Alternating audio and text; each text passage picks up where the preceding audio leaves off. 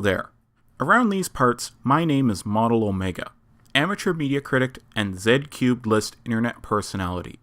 If you've heard of me before, you probably have been spending way too much time on the internet. Even though my normal forte until now has been film and games, I also want to use my platform to express certain social, economic, and political concerns to audiences that may be unfamiliar with the subjects. The issue I want to bring to your attention today is a bill currently being deliberated upon in the Canadian House of Commons called Bill C-51, or more colloquially, the Anti-Terrorism Act.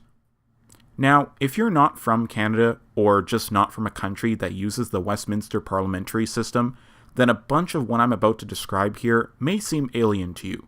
Suffice it to say, I'm going to quickly provide a brief, very brief explanation of how bills work in the Canadian governmental system.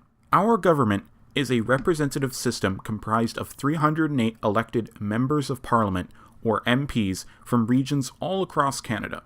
Except for the rare independent MP, each member belongs to a certain political party, and the party with the most members sitting in the parliament, also called the House of Commons, has its leader act as the executive head of state of Canada, called the Prime Minister.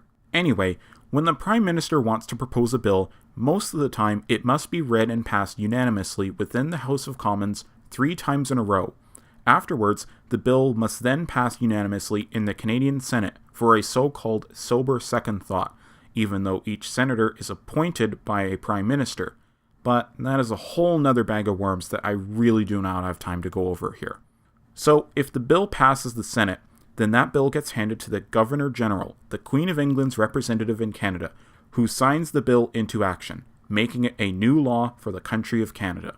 Democracy! Fully at work! Anyway, the issue here is that Bill C-51, the Anti-Terrorism Act, is something that started its readings the 23rd of February, likely spurred on by the recent shootings at the Canadian Parliament last October. This bill, like all bills, has a ton of text and meaning to it. But the main purpose of the Act is to allow Canadian law enforcement agencies, as well as the Canadian Security Intelligence Service, to detain and search suspected terrorists without evidence or even a warrant. That doesn't sound very good, does it? I mean, this totally ignores the right to protection from unreasonable search and seizure for pretty much anyone, including you. Even if you aren't a Canadian citizen, you could be in Canada and this bill could apply to you. Now, maybe you fear terrorism and think this bill is a good idea. That sort of makes sense. I mean, fear is the name of the game after all. But what's at stake here is not our protection against foreign and domestic threats. What is really at risk is our liberty and very freedom. To demonstrate this risk, let me recap a similar incident in Canada's past. In October 1970, the kidnapping of 2 Canadian officials, James Cross and Pierre Laporte, by the terrorist group FLQ, prompted the Prime Minister Pierre Trudeau to invoke the War Measures Act in order to combat the terrorists.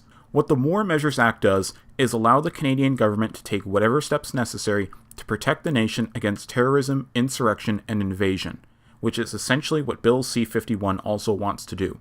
During the time this act was in power, over 450 people were arrested and confined without charge, warrants, or evidence, with only about 60 actually having any charges applied to them.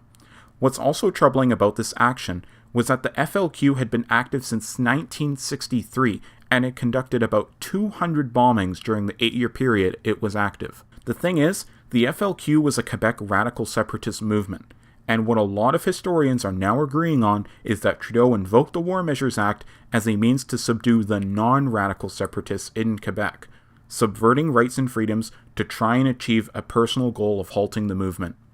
The big difference here, the War Measures Act is temporary, and it needs to be invoked, but this Anti-Terrorism Act is potentially permanent.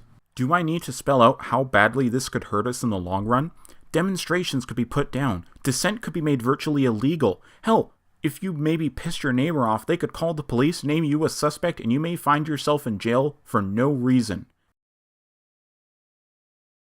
Right now, the bill has passed its second reading in the House of Commons, and it looks probable that it may succeed in the near future. I don't want my fellow Canadian civil liberty dragged away by this act.